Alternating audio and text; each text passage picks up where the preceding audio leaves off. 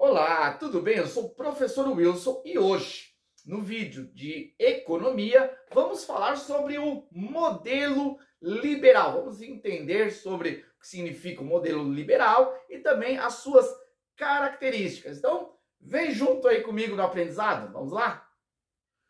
Vamos começar com esse questionamento. Olha aqui, o que é liberalismo econômico? O liberalismo econômico é um pensamento, é um movimento que surgiu no período da ascensão do capitalismo, lá no início, quando houve a transição, do mercantilismo para o capitalismo. Houve aí a necessidade de alguns teóricos estudarem melhor e criarem aqui alguns princípios. No liberalismo econômico, vamos entender a parte teórica do capitalismo. O liberalismo econômico trouxe as bases para que o capitalismo pudesse se desenvolver entre as nações. Podemos concluir que o liberalismo econômico é uma doutrina que estabelece as bases de como deve se desenvolver o capitalismo, sendo que o liberalismo clássico teve como principal teórico Adam Smith, que com o seu livro A Riqueza das Nações proporcionou aí uma compreensão de alguns princípios que foram depois aperfeiçoados pelo neoliberalismo. Para entendermos melhor sobre o liberalismo, vamos já direto falar sobre as suas características. Isso vai nos ajudar a entender o que é o liberalismo e saber quais são os princípios que regem esse sistema, esse modelo econômico. Primeira característica a destacar é a pouca interferência do Estado na economia, diferente daquele sistema mercantilista que o Estado buscava seu enriquecimento, ele centralizava o comércio, as produções.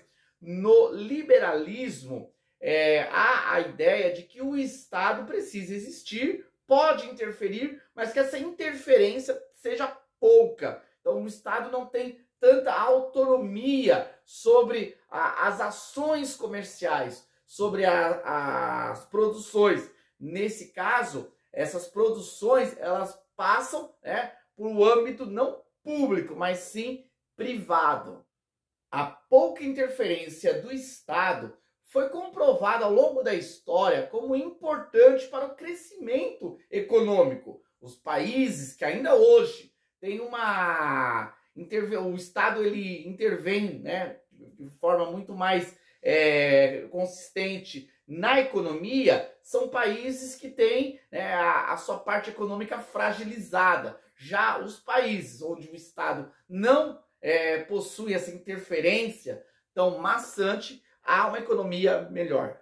Segunda característica é a defesa da propriedade privada. A propriedade privada é fruto do trabalho, é algo digno, é algo abençoado por Deus. A propriedade privada é resultado da semeadura que as pessoas fazem, aquilo que elas estão semeando, seja no trabalho honesto, seja nas suas atividades, desenvolvendo as suas capacidades.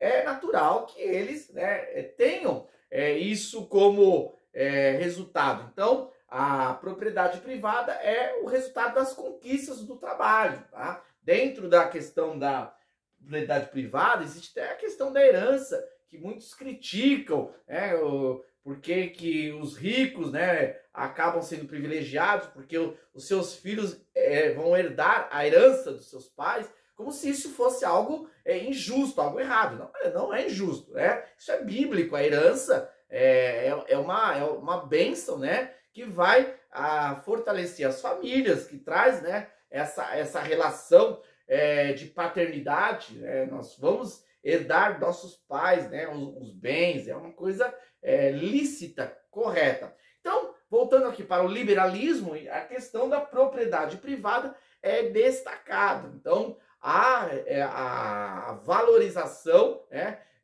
de que as pessoas individualmente possam preservar a sua propriedade privada, não somente preservar, mas também aumentar os seus bens e os seus ganhos.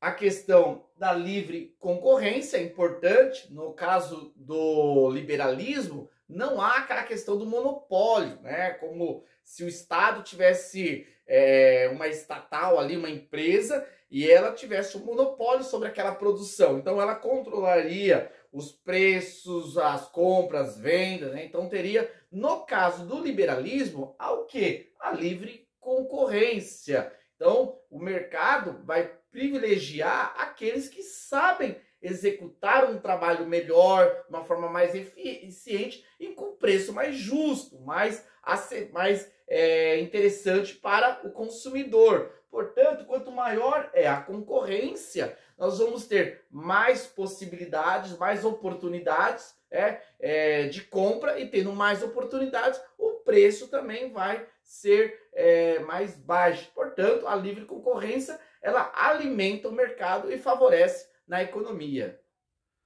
Outra característica é a lei da oferta e da procura, já que não há um Estado que vai intervir, que vai ficar ali estabelecendo, né, o que as pessoas devem comprar, o que as pessoas devem adquirir, os preços que ela deve pagar. No caso, no liberalismo, há aquela ideia de que existe uma mão invisível no mercado, né, que vai, na verdade, controlando os preços de acordo com a procura. Quanto maior demanda houver sobre algo, claro que o preço vai subir. Quando há uma demanda menor, né? Então essas variações, elas ocorrem, né, dentro de um movimento natural. É importante nós destacarmos sobre a questão do capitalismo, que é diferente, tá, do socialismo, do comunismo, que é uma doutrina que tenta impor, né, sobre a sociedade ali uma forma de viver. O capitalismo, ele se desenvolveu naturalmente. As questões comerciais,